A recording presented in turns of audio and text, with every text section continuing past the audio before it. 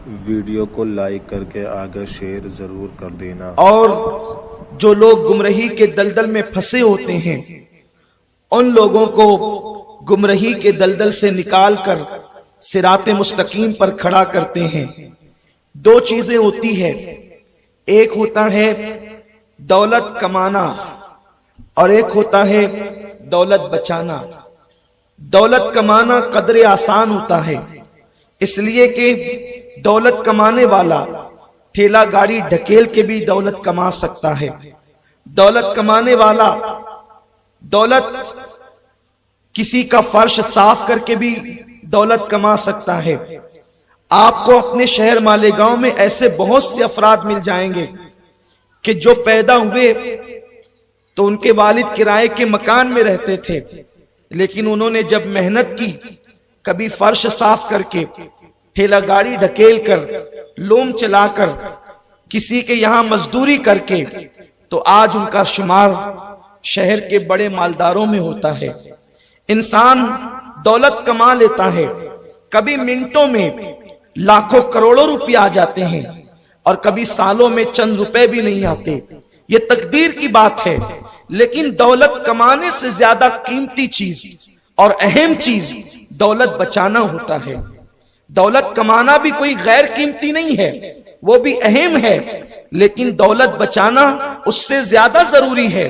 इसलिए कि आपने दौलत कमा लिया और आप दौलत बचा न सके तो फिर एक दिन वो आएगा कि आप फिर रोड पर नजर आएंगे, आप फिर कल्लाश हो जाएंगे, आपकी मेहनत सिफर हो जाएगी, आपकी मेहनत जाय हो जाएगी। क्यों? क्योंकि आप अपनी दौलत कमा तो लिए हैं लेकिन दौलत बचा ना सके। अब अगर इतनी बात आपके समझ में आ गई तो मैं अपने नौजवानों को आसानी के साथ करबला फैजान इमाम अली मकाम से समझा सकता हूं। इस्लाम एक दौलत का नाम है, ईमान एक दौलत का नाम है, शरीयत एक दौलत का नाम है, कानून इलाही एक दौलत का नाम है, अल्लाह का कुरान एक दौलत का नाम है, रहमान की मारिफत एक दौलत का नाम है, अल्लाह तबारक व तआला की हिदायत एक दौलत का नाम है। इसको मेहनत करके जो है वो फैलाया है मुस्तफा जान रहमत ने, कभी ताइफ की वादियों में, कभी मक्के की गलियों में कांटों पे चलकर, कभी अल्लाह अकबर फाका कशी करके, कभी 3 साल की कैद शब अबी तालिब में झेल कर, अपने बच्चों को दरख्त की पत्तियां खिलाकर हुजूर अलैहिस्सलाम ने इतनी मेहनत की, इतनी मेहनत की कि तलवार लेकर आने वाले भी हुजूर के खेमे में आ गए। आका ने इतनी मेहनत की, कांटे बिछाने वाले भी हुजूर के खेमे में आ गए। आका ने इतनी मेहनत की, पत्थर बरसाने वाले हुजूर की गुलामी में आ गए। इतनी मेहनत की, अरब के बद्दू कैसर व किसरा के ताजदार बन गए। इतनी मेहनत की, खुद को फरामोश कर देने वाले अल्लाह तबारक व तआला की पहचान हासिल कर चुके। इतनी मेहनत की, लातो हुबुल की पूजा करने वाले अल्लाह रब्बुल इज्जत की बारगाह में उस मंजिल पर पहुंचे कि कुरान उनका तारुफ यूं कराता है, तराउम रुक्कन सुज्जदन यब्तगुना फदलन मिनल्लाहि व रिदवाना, कि तुम जब भी उन्हें देखोगे तो अल्लाह की इबादत में देखोगे, या तो वो रुकू कर रहे होंगे या तो वो सुजूद कर रहे होंगे। दौलत तो कमाली बद्र में, दौलत तो कमाली उहद में, दौलत तो कमाली खंदक में, दौलत तो कमाली खैबर में, दौलत कमाली गई।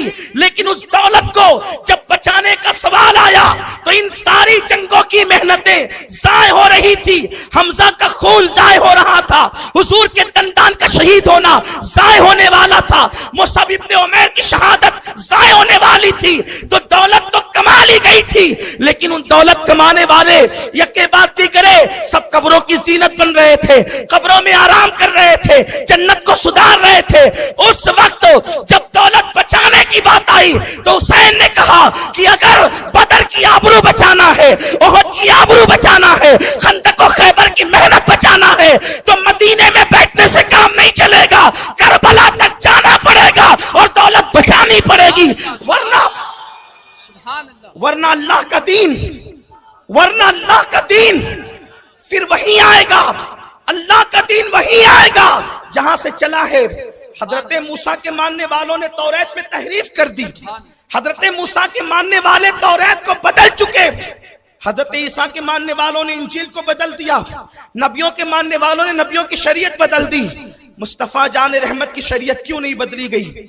मुस्तफा जान रहमत का लाया हुआ कुरान क्यों नहीं बदला गया? इसलिए कि मूसा की औलाद में कोई हुसैन पैदा नहीं हुआ, ईसा के खानदान में कोई हुसैन पैदा नहीं हुआ, दाऊद और सुलेमान के खानदान में कोई हुसैन पैदा नहीं हुआ। इसलिए कि लोग जब सर पे चोट आती है तो हाथ को जख्मों से चूर करके हाथों को दे के सर बचाते हैं। हुसैन ने दीन के लिए सर देकर हाथ बचाए, हुसैन ने सर देकर हाथ बचाया है।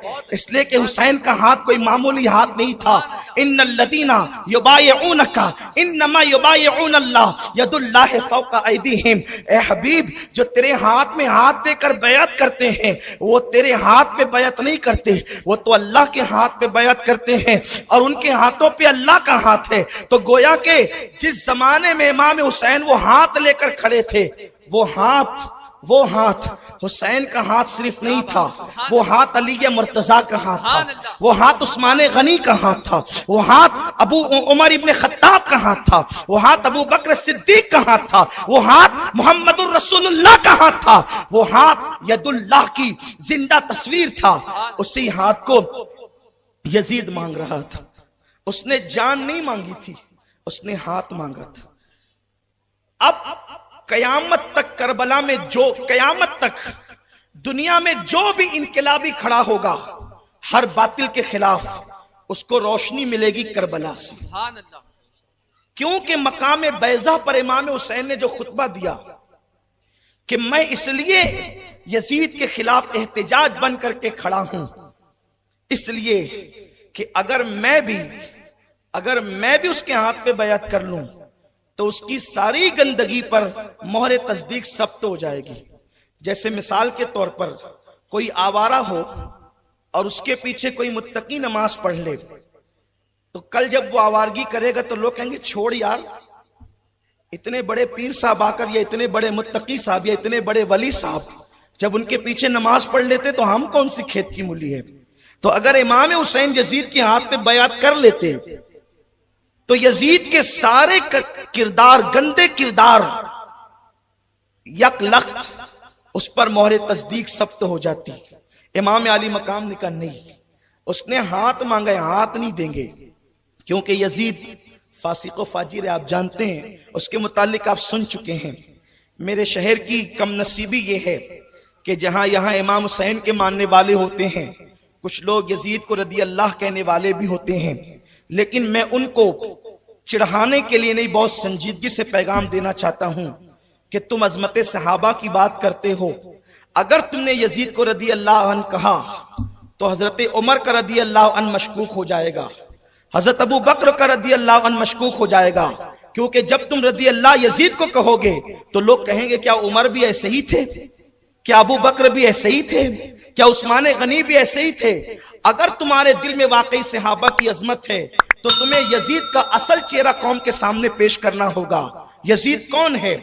लोग ये कहते हैं कि मुअर्रिखीन ने यजीद की शक्ल बिगाड़ के पेश की है, वरना यजीद इतना बुरा नहीं था जितना बुरा कहते हैं। हम कहते हैं कि आप ही की बात दो तरफ है कि यजीद इतना बुरा नहीं था जितना बुरा लोग कहते हैं। कितना बुरा था वो तो तस्लीम कर लो, जितना बुरा था वो तो तस्लीम कर लो। और मैं कहता हूं एक बाबरी मस्जिद पर लोग पत्थर बरसाते हैं तो आप मस्जिद की शहादत के 20 साल के बाद भी एहतजाज करते हो और उनका कभी आप इज्जत से नाम नहीं लेते। और यकीनन एक मुसलमान की ईमानी गैरत यही होनी चाहिए, मस्जिद पर जो मस्जिद बंद थी उस पर लोग पत्थर बरसाएं और उसको शहीद करें तो तुम उनका नाम एहतराम से नहीं लेते। जिसने काबे पे पत्थर बरसवाए, जिसने खाने काबा पे पत्थर बरसवाए, वो यजीद रदी अल्लाह कब से हो गया, उस यजीद का मर्तबा कब से बुलंद हो गया। अल्लाह अकबर। अल्लाह के हबीब सल्लल्लाहु अलैहि वसल्लम के गुलामों, आकाए करीम सल्लल्लाहु अलैहि वसल्लम का फरमान है कि मेरी उम्मत मेरी सुन्नत पर कायम रहेगी। सबसे पहले अगर मेरी सुन्नत को कोई बदलेगा तो वो बनु उमैया का एक फर्द होगा, उसका नाम यजीद होगा। आकाए करीम ने नाम ले करके उसकी बुराई बयान फरमाई है। उसके बाद बुखारी शरीफ उठा करके देखें, हजरत अबू हुरैरा दुआ करते थे, अल्लाहुम्मा इन्नी आऊज़ु बिका मिन रासि सित्तीन व इमारती सिबियान। ए अल्लाह, मैं सन 60 हिजरी की हुकूमत से पनाह मांगता हूँ, सन 60 हिजरी के अवाइल दौर से पनाह मांगता हूँ, या सन 60 हिजरी के बच्चों की हुकूमत से तेरी पनाह मांगता हूँ। चुनांचे हजरत अबू हुरैरा की दुआ कबूल हुई और आप जो है सन 60 हिजरी की शुरुआत से पहले पहले दुनिया से कूच फरमा गए। आप देखें आखिर अबू हुरैरा वो कौन सी गंदगी देख रहे थे 60 के बाद या 60 में, जिसकी बुनियाद पर आप पनाह मांग रहे थे। और बुखारी की ये अल्फाज इमारती सिबियान बताते हैं कि मैं बच्चों की हुकूमत से, और यजीद जिस वक्त तख्त नशीन हुआ उसकी उम्र 34 साल थी या 37 साल थी। इसी से मुताल्लिक मुअर्रिखीन ने बयान फरमाया है, यजीद अलल ऐलान शराबी, यजीद फूफियों के साथ निकाह करने वाला, फूफियों को अपने हरम में रखने वाला, जबकि नस्से कतई है कि फूफी के साथ निकाह नहीं हो सकता, सौतेली मां को अपने हरम में रखने वाला। ये सारे यजीद के कैरेक्टर है जो मैंने पिछले साल बहुत तफसील से तकरीबन 2-2.5 घंटा सिर्फ यजीद के हवाले से गुफ्तगू की है आयशा नगर कब्रिस्तान में। अगर वो तफसील देखना है तो आप वहां देख सकते हैं, यहां मैं अर्ज नहीं करना चाहता। और हमने वहां हदीसें भी पढ़ी है, किताबों के हवाले भी दिए हैं, आप वहां तलाश कर ले। बस इतना है कि हजरत सैयदना इमाम अहमद इब्न हंबल, जिनके मुकल्लिदीन में गौसुल आजम दस्तगीर हैं, उन्होंने यजीद पे कुफ्र का फतवा दिया, यजीद काफिर है। इमाम शाफई भी यजीद को काफिर मानते हैं, इमाम मालिक भी यजीद को काफिर मानते हैं। इमाम आजम अबू हनीफा ने कहा हम उसको काफिर नहीं कहते। यहां लोग एक मुगालता देते हैं कि देखो इमाम आजम ने उसको काफिर नहीं कहा, लेकिन उसको काफिर नहीं कहा मगर मुसलमान भी नहीं कहा है, उसको लटका दिया है। इसलिए कि एक इस्तिलाह होती है, इस्तिलाह जैसे शैतान, उस पर आप कुफ्र का फतवा देते हैं या मवाहिद का फतवा देते हैं।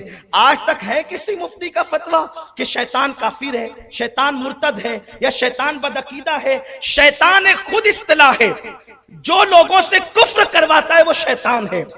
शैतान जानिए कभी किसी ने कहा, जो लोगों से जिना करवाता है वो शैतान है। यानी एक इस्तिलाह होती है, ये इमाम आजम की वो फिकही नुदरत है जहां ऐरे गहरे की नजर पड़ ही नहीं सकती। इमाम आजम ने कहा काफिर कहूंगा तो उसका अकायद, उसके नजरियात महदूद हो जाएंगे। इसलिए यजीद एक खुद जुल्म की इस्तिलाह है। जब नामे यजीद आया, सारी बर्बरियत, सारी गंदगी, सारी तारीकी, सारी पलीदी, सारी बदतरीनी जमा हो गई। अगर उसको सिर्फ काफिर कहा जाए तो कुछ काफिर ऐसे होते हैं जो सिर्फ कुफ्र करते, जिना नहीं करते।